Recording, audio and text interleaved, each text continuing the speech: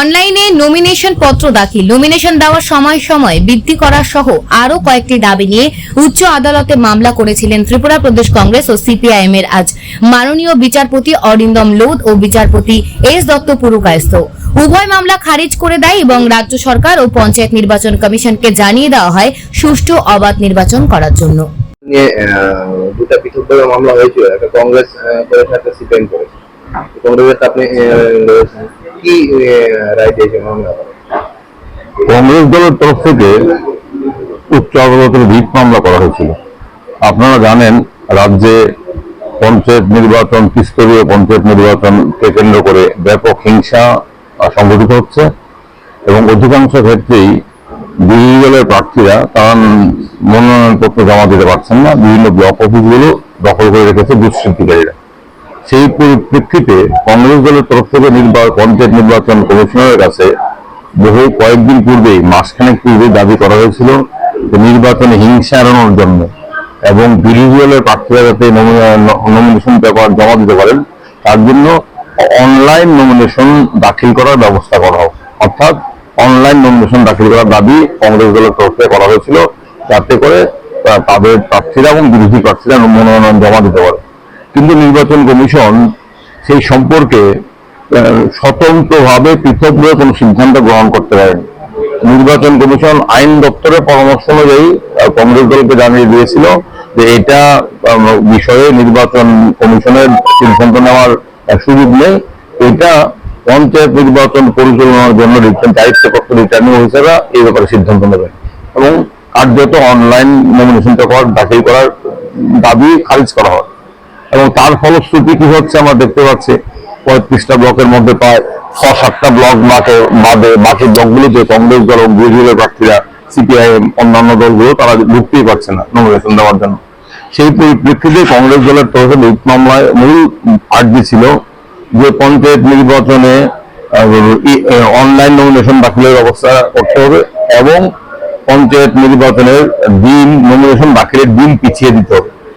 আজকে আমাদের উচ্চ আদালতের মাননীয় বিচারপতি অরিন্দম লোধ এবং মাননীয় বিচারপতি এস দত্ত পুরকায়স্থের ডিভিশন বেঞ্চে এই মামলাটি উঠেছিল। সেই মামলায় আমরা বলেছি যে রাজ্যে নির্বাচনের নামে প্রহসন হচ্ছে এবং অনলাইন নমিনেশন গ্রহণ করার ক্ষেত্রে নির্বাচন কমিশনের কোনো দ্বিধা থাকার কারণ নেই। কারণ আমরা বর্তমানে ডিজিটাল যুগে আছি, সমস্ত কিছু ডিজিটাল মাধ্যমে হচ্ছে, তাহলে কেন নমিনেশন পেপার অনলাইনে জমা দেওয়া যাবে না? এবং সেক্ষেত্রে আমরা উচ্চ আদালতের কাছে প্রয়োজনীয় নির্দেশ প্রার্থনা করেছিলাম। আপনারা জানেন যে একবার নির্বাচনী প্রক্রিয়া শুরু হয়ে গেলে, সেটা সাধারণ নির্বাচনী হোক কিংবা পঞ্চায়েত নির্বাচনী হোক, আমাদের নির্বাচনী আইনে এবং আমাদের সংবিধানের ব্যবস্থা অনুযায়ী এবং সুপ্রিম কোর্টের বিভিন্ন রায় অনুসারে উচ্চ আদালতের হস্তক্ষেপ করার সুযোগ খুবই সীমাবদ্ধ। এটা আইনত, যেটা বাস্তব সত্য। তারপরও আজকে উচ্চ আদালত যে রায় দিয়েছে, সেই রায়ে উচ্চ আদালত আমাদের অনলাইন নমিনেশন দাখিল করার দাবির যৌক্তিকতাকে কিন্তু উচ্চ আদালত স্বীকৃতি দিয়েছে। কেন স্বীকৃতি দিয়েছে? উচ্চ আদালত বলেছেন, in our opinion, with the advancement of technology and with the over-increasing criminalization in politics, now it is high time that the Election Commission is to bring necessary amendment in law, making suitable provision so that candidates willing to contest election may file nomination papers through electronic means. In the democratic system of governance, if the authorities concerned must ensure free and fair election. According to us, online filing of nomination would play vital role to fulfill the Commission's statutory duty to maintain the period of election. এটা নির্বাচন কমিশনই পর্যবেক্ষণ দিয়েছে। কিন্তু যেহেতু আমাদের ত্রিপুরা পঞ্চায়েত আইন এবং পঞ্চায়েত নির্বাচন সংক্রান্ত বিধিতে অনলাইন নমিনেশন দাখিলের কোনো ব্যবস্থা নেই, তার জন্য উচ্চ আদালত সরাসরি নির্দেশ দিতে পারেনি। কিন্তু উচ্চ আদালত এই পর্যবেক্ষণে আমাদের যে দাবি নৈতিক যৌক্তিকতা স্বীকৃতি পেয়েছে এবং উচ্চ আদালত একটা অত্যন্ত প্রাণঘাতযোগ্য মন্তব্য করেছেন ত্রিপুরা রাজ্যে পঞ্চায়েত নির্বাচনকে কেন্দ্র করে চলমান হিংসার পরিপ্রেক্ষিতে। কি মন্তব্য? Over increasing criminalisation of politics, রাজনীতির যে অপরাধীকরণ ঘটছে সারা দেশে নয়, তার ভিত্তিতে এবং অ্যাডভান্সমেন্ট টেকনোলজি অনলাইন নমিনেশন দাখিলের ব্যবস্থা না করার দাবিটা যুক্তিযুক্ত। এবং ত্রিপুরার যে রাজনীতির অপরাধীকরণ চূড়ান্ত পর্যায়ে গেছে, সেই কারণেই কংগ্রেস দলের তরফ থেকে বলা হয়েছিল অনলাইন নমিনেশন দাখিলের সুযোগ দেওয়া হোক। নির্বাচন কমিশন মানেনি, পঞ্চায়েত নির্বাচন কমিশন। এখন এই পর্যবেক্ষণের ফলে আগামী নির্বাচনে অন্তত অনলাইন নমিনেশন ব্যবস্থা হবে বলে আমরা বিশ্বাস করছি। আমাদের দাবির যৌক্তিকতা উচ্চ আদালত খুঁজে পেয়েছে। আর উচ্চ আদালত যেটা বলেছে, নির্বাচন কমিশনকে এবং রাজ্য সরকারের অবাধ নির্বাচন নিশ্চিত করার দায়িত্ব গ্রহণ করতে হবে। এই হচ্ছে আজকের উচ্চ রায়ের নির্যাস। একইভাবে কংগ্রেস দলের তরফে মামলা করা হয়েছিল, ঠিক একইভাবে মার্কসবাদী কমিউনিস্ট পার্টির তরফে আরেকটি মামলা করা হয়েছিল। দুটি মামলার শুনানি একসাথে হয়েছে এবং দুটি মামলাই একটা কমন অর্ডার দিয়ে নিষ্পত্তি করা হয়েছে। এই হচ্ছে আজকের মামলার সম্পর্কে যেটা বলার। এবং এখন আমরা দেখব নির্বাচন কমিশন কতটা দায়িত্ব পালন করেন, কারণ এটা দুঃখজনক হলো সত্য, নির্বাচন কমিশন তার দায়িত্ব পালন করতে পারছে না। আজকে আমি আদালতের কাছে এই বিষয়টা আদালতের নজর এনেছি। দেখুন, নির্বাচন কমিশন হচ্ছে স্বাধীন স্বতন্ত্র সংস্থা, রাজ্য সরকারের অধীন নয়। কংগ্রেস দলের তরফ থেকে যখন নির্বাচন কমিশনের কাছে বলা হলো অনলাইন নমিনেশনের ব্যবস্থা করতে হবে, তখন নির্বাচন কমিশন নিজস্ব সিদ্ধান্ত দিতে পারে। নির্বাচন কমিশন রাজ্য সরকারের আইন দপ্তরের সুপারিশ মোতাবেক সিদ্ধান্ত নিয়েছে। তাদের চিঠিতে আছে যে আমরা ল ডিপার্টমেন্টের কাছে রেফার করেছিলাম, ল ডিপার্টমেন্ট আমাদের কাছে এই অভিযোগ দিয়েছে। অর্থাৎ নির্বাচন কমিশন, পঞ্চায়েত নির্বাচন কমিশন স্বাধীন স্বতন্ত্র নিরপেক্ষ ভূমিকা পালন করতে পারছে না, যেটা করা তার দায়িত্ব, কর্তব্য। এটা কিন্তু একটা দুঃখজনক ঘটনা। আমি উচ্চ আদালতের দৃষ্টিতে এই বিষয়ে এনেছি। উচ্চ আদালত বলেছে যেহেতু নির্বাচন প্রক্রিয়া শুরু হয়ে গেছে, উচ্চ আদালতের হস্তক্ষেপ করার ক্ষমতা সীমিত, আমরা মামলাটা এইভাবে নিষ্পত্তি করছি। মানে তারা যে কমপ্লেনটা করেছিল সেটাকে নিষ্পত্তি করে দেয়। দুটো মামলা নিষ্পত্তি হয়ে গেছে। দুটো মামলা এইটুকু উচ্চ আদালত বলেছে যে অবাধ নির্বাচন, সুষ্ঠু নির্বাচন করার সাংবিধানিক দায়িত্ব, নৈতিক দায়িত্ব, আইনি দায়িত্ব পঞ্চায়েত নির্বাচন কমিশন এবং রাজ্য সরকারের। উচ্চ আদালত আস্থা প্রকাশ করেছে এবং রাজ্য সরকারকে নির্দেশ দিয়েছে, পঞ্চায়েত কমিশনকে নির্দেশ দিয়েছে অবাধ সুষ্ঠু নির্বাচন করার ব্যবস্থা করতে। নির্দেশ কতটা কার্যকরী হবে আমরা দেখবো। আমাদের অভিজ্ঞতা অত্যন্ত হতাশাজনক। কিন্তু একটা কথা,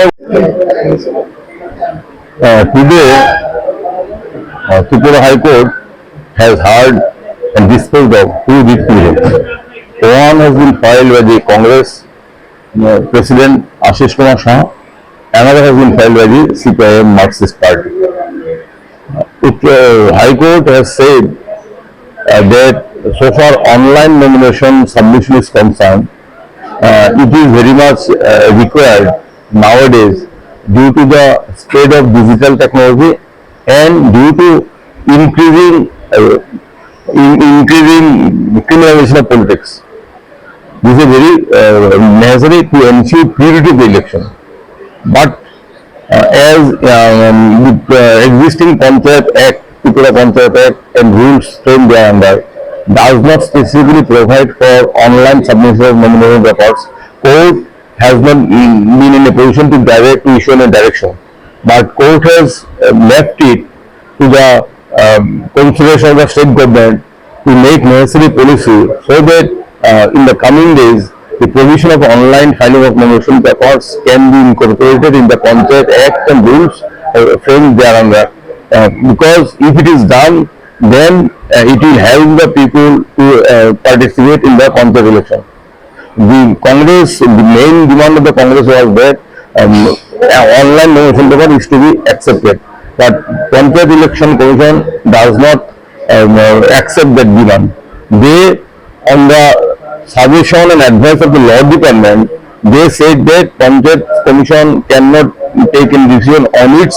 It is the call of the returning officer. They will decide the matter. Ultimately, there was no scope of online nomination submission. As a result thereof, out of 35 blocks, almost in 28 blocks, candidates of the Congress and candidates sponsored by the CPIM even could not enter into the block office to file nomination records.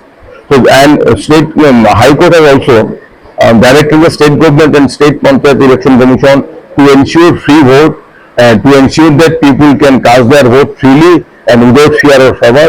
This direction has been given by Honorable High Court today to the Tripura government and state Panchayat Election Commission.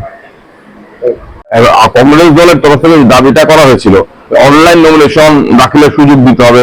এই দাবিটার যৌক্তিকতার কিন্তু নৈতিক সমর্থন, নৈতিক ভিত্তি উচ্চ আদালত তার উপর ওখানে বলেছে এটা অত্যন্ত নৈতিক দাবি। কিন্তু এই দাবিটাকে মানতে হলে পঞ্চায়েত আইনে সংশোধন করতে হবে, বিধি সংশোধন করতে হবে।